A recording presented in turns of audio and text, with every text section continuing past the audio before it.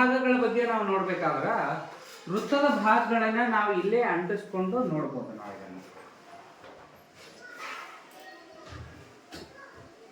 ಇದಕ್ಕೆ magnetic paper ಹಚ್ಚಿದ್ದಾರೆ ಅವರು. ಮ್ಯಾಗ್ನೆಟಿಕ್ ಪೇಪರ್ ಹಚ್ಚಿರೋದ್ರಿಂದ ನಾವು ಇದನ್ನು ನೋಡ್ಬೋದು, ಅಂಟಿಸ್ಕೊಳ್ಬೋದು. ಕಬ್ಬಿಣದ ಏನೇ ಇದ್ರೂ ಕೂಡ ನಿಮ್ಮ ಬ್ರೆಂಚ್ಗಳನ್ನು ಕೂಡ ಇದನ್ನು ಅಂಟಿಸ್ಬೋದು ಅಂತ ಹೇಳ್ತಾರೆ.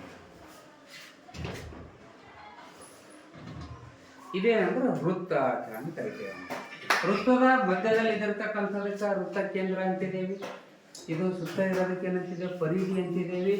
ಈ ಕೇಂದ್ರದಿಂದ ಇಲ್ಲಿಗೇನು ಬಂದದಲ್ಲ ಮಧ್ಯದ್ದು ಅಂದಾಗ ಒಂದನ್ನ ನಾವು ಹೊರಗಡೆ ತೆಗೆದಾಗ ಇದರ ಉದ್ದ ಏನದ ಇದನ್ನು ನಾವು ತ್ರಿಜ್ಯ ಅಂತ ಕರಿತೀವಿ. ಇದಕ್ಕೂ ತ್ರಿಜ್ಯ ಅಂತಿದೆ, ಇದಕ್ಕೂ ತ್ರಿಜ್ಯ ಅಂತಿದೆ, ಇದಕ್ಕೂ ಅಂತಿದೆ, ಇದಕ್ಕೂ ಅಂತಿದೆ, ಇದಕ್ಕೂ ಎಷ್ಟು ಬೇಕಾದಷ್ಟು ತ್ರಿಜ್ಯಗಳಿರ್ತದೆ. ಇವು ಎರಡೂ ನೇರವಾಗಿ ಏನು ಸೇರೋದಲ್ಲ. ಈ ಗೆರೆಗೆ ನಾವು ಏನಂತಿದ್ದೀವಿ, ವ್ಯಾಸ ಅಂತ ಕರಿತೀವಿ. ಹೌದಾ? ಇದಕ್ಕೆ ಒಂದೇ ತುಕಡಿ ತಗೊಂಡೇವಿ ಅಂದ್ರೆ ವೃತ್ತಖಂಡ ಅಂತ ಕರಿತೇವೆ. ಇದು ವೃತ್ತಖಂಡ. ಇದು ತ್ರಿಜ್ಯದ ರೂಪದಲ್ಲಿ ಇರೋದ್ರಿಂದ ಇದಕ್ಕೆ ತ್ರಿಜ್ಯಾಂತರ ಖಂಡ ಅಂತ ಕರಿಬಹುದು. ಇದು ದೊಡ್ಡ ವೃತ್ತಖಂಡ, ಇದು ಸಣ್ಣ ವೃತ್ತಖಂಡ ಅಂತ ಕರಿಬಹುದು. ಇದ್ರದ್ದು ವಿಸ್ತೀರ್ಣವನ್ನ ಕಂಡುಹಿಡಿಬೇಕಾದೊಳಗ ಏರಿಯಾ ಕಂಡುಹಿಡಿಬೇಕಾದಾಗ A=πr² ಅಂತ ಕರಿತಿದ್ದೀವಿ.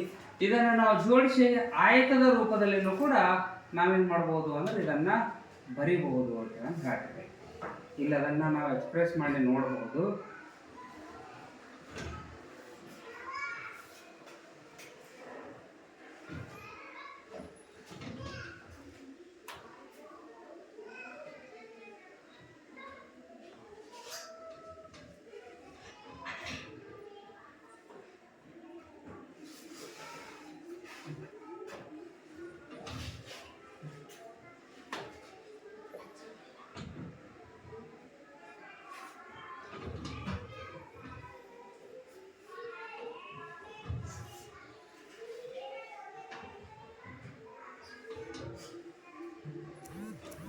ಜಾಸ್ತಿ ಕರ್ವ್ ಇರೋದ್ರಿಂದ ಈ ರೀತಿಯಾಗಿ ಕಾಣಿಸ್ತಾ. ಅದರಿಂದ ನಾವು ಸಮಾಂತರ ಚತುರ್ಭುಜವನ್ನಾಗಿ ಮಾಡಿ ಇದರ ವಿಸ್ತೀರ್ಣವನ್ನು ಕಂಡುಹಿಡಿಯಬಹುದು ಅಂತ ಹೇಳ್ತೀವಿ.